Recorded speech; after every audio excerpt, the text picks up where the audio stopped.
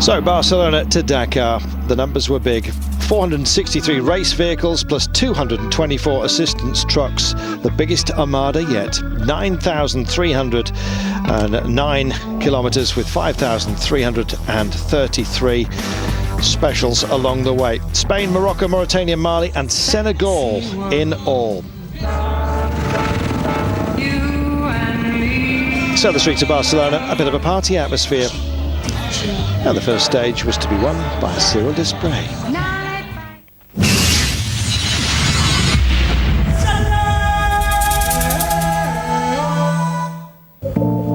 Africa beckoned though, and we were glad to get underway. KTM Armada as massive as ever. Alfie Cox and the rest of the riders looking forward to the action.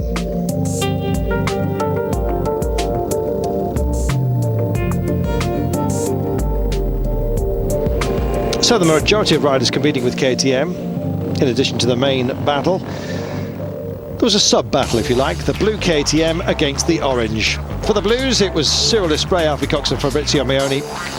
On board the orange team, Marc Coma, Esteban Puyol and Giovanni Sala. Well, because everyone was on the same bike, they were very, very closely matched in the opening stages of this one. Everyone was keeping an eye on each other as well, let's not forget that.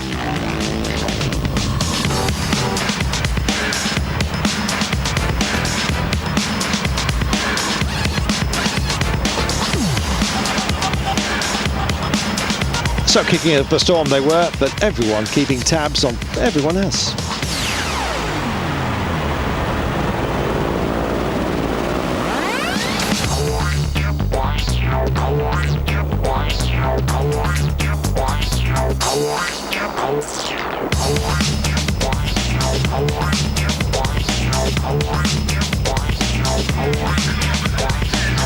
KTM's everywhere, the only official Yamaha rider, David Frétinier.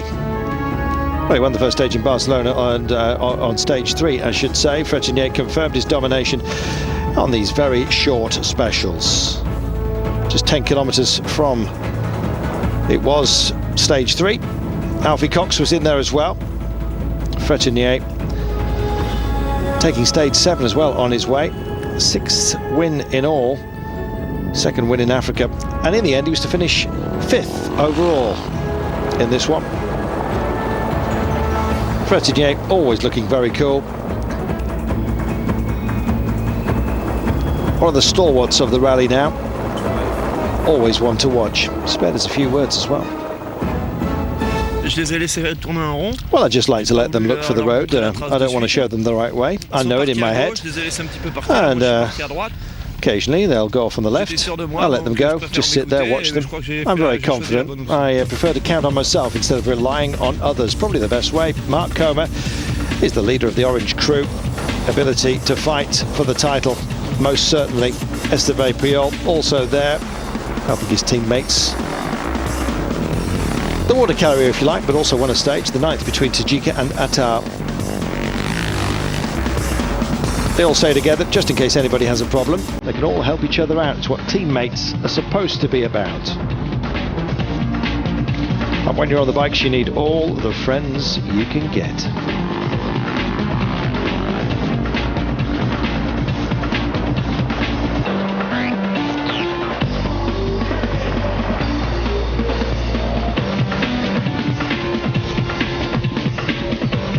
Fabrizio Meoni, one of the most experienced riders on the rally, always pushing, always maintaining the pressure on Desprez in the battle for the title. He attacks on every single stage, catches up Aldes Olivaceta, who started earlier than him on this day. Meoni doesn't respect the invisible corridor, however, just drifting too wide of the line they were supposed to follow. Picked up a 2-minute penalty as a result, and he was angry about it. Cyril Desprez didn't need any help from the marshals. He had a comfortable lead on Meoni more than 9 minutes after stage 10. French rider just controlling matters.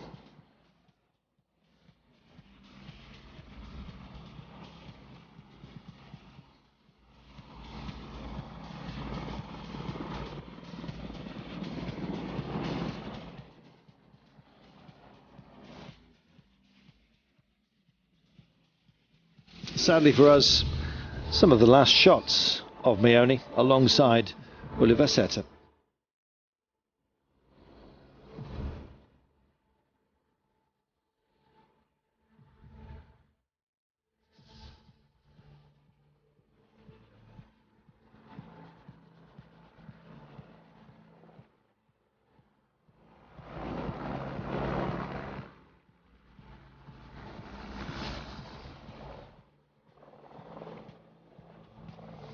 Well, Cyrus Desprez won stage 10 comfortably.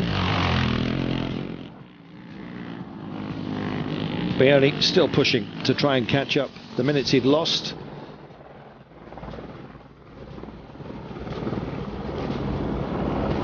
And some wonderful scenery through the villages as well.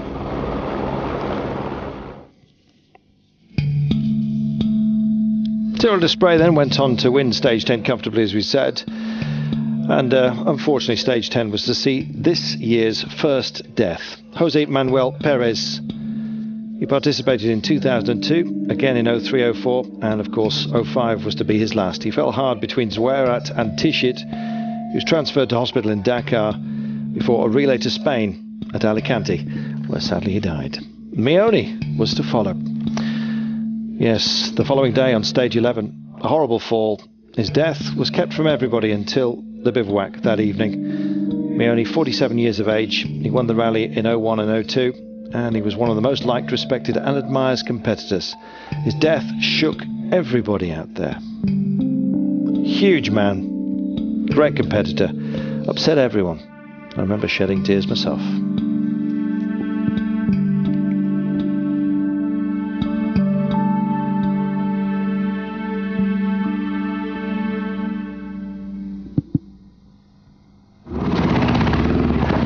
Well, the riders from Blue KTM wrote Fabrizio Meoni's name on their bikes.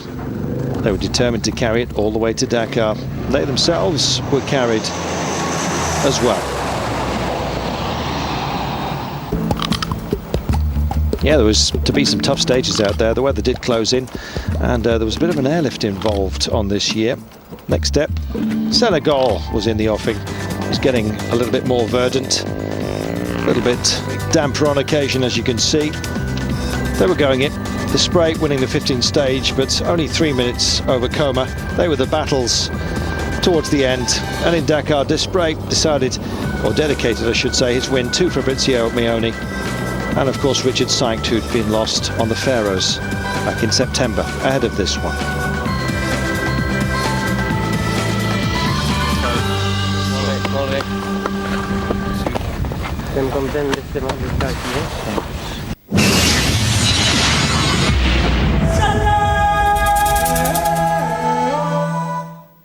So to the first stage in Africa for the cars between Rabat and Agadir. Just one question on everyone's mind: could anyone beat Mitsubishi out there? A new version of the Pajero had been developed. Will it be as good as the old one? Peder Hansel had a few problems early on. Flat tyres, though, were all his concern. Huge challenge was also on the cards. Mitsubishi, well, they were looking over their shoulder just a little bit. Volkswagen kept the same design but developed it, improved reliability. And of course, there was always Schlesser to contend with. Nissan also in the frame, and the odd BMW out there too. Luc Alphond for the opening part of the rally, and the Mitsubishi. Yes, the crew just asking him to maintain the Japanese firm towards the top of the standings. He did his best. Hiroshi Matsuoka had already lost time overall due to mechanical problems. On-stage repairs pushed him 4 hours down. Andrea Meyer, also problems with tyres. Sebastian Peder Hansel also wasn't well. Said I feel a bit sick yesterday, had a big cold in the morning, and when I accelerated I realised that my concentration just wasn't there, so I've had to slow down a little bit. Well, profiting from Mitsubishi's problems, both Nissan and Volkswagen were here with huge challenges. They wanted to attack. Guido Kleinschmidt for Volkswagen, proving he can still make mistakes when you're pushing too hard. Colin McRae, the Scot, on his Nissan, said he had one of the biggest hits of his career out there, and he'd had a few. Ouch. Couldn't continue, just couldn't see straight. The Dassault team lost Shinizuka after his car rolled on the 7th stage. Shinizuka evacuated by a helicopter. Co-driver Pascal Maimont suffering from neck and back trouble. Well, Robbie Gordon was also out there for Volkswagen. Everything was okay for the team, but the car was destroyed after 2 tries to repair the vehicle. Gordon waiting for assistance at the end of the afternoon. He'd already taken 1 victory, first stage win for an American in a car as well. So Jutta Kleinschmidt was left out there to make the push to try and beat the Mitsubishis. Kept the same car from the previous year. It was very competitive. The development seemed to be working.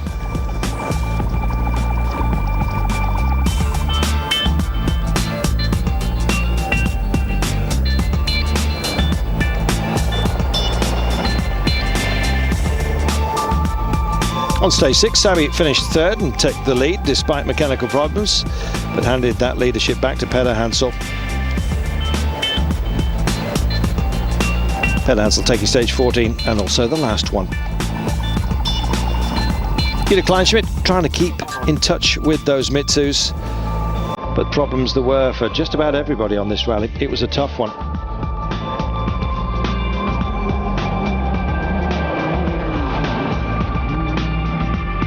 As ever, navigation proving absolutely crucial out there.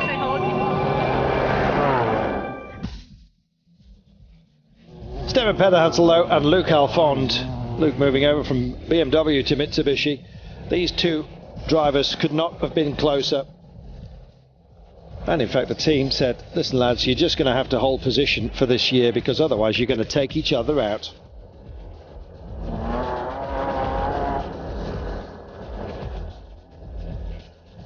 Such was the competition within the team.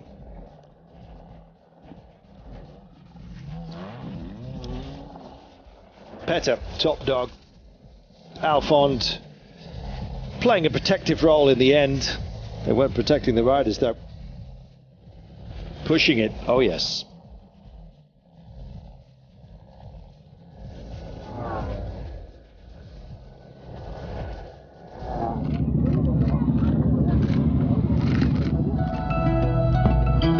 Peder Hansel heading for victory ahead of Alphond. Jutta Kleinschmidt on the podium though.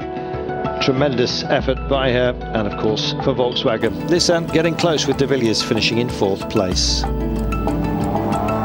First experience of the Spaniard Nani Roma on 4 wheels with Mitsubishi.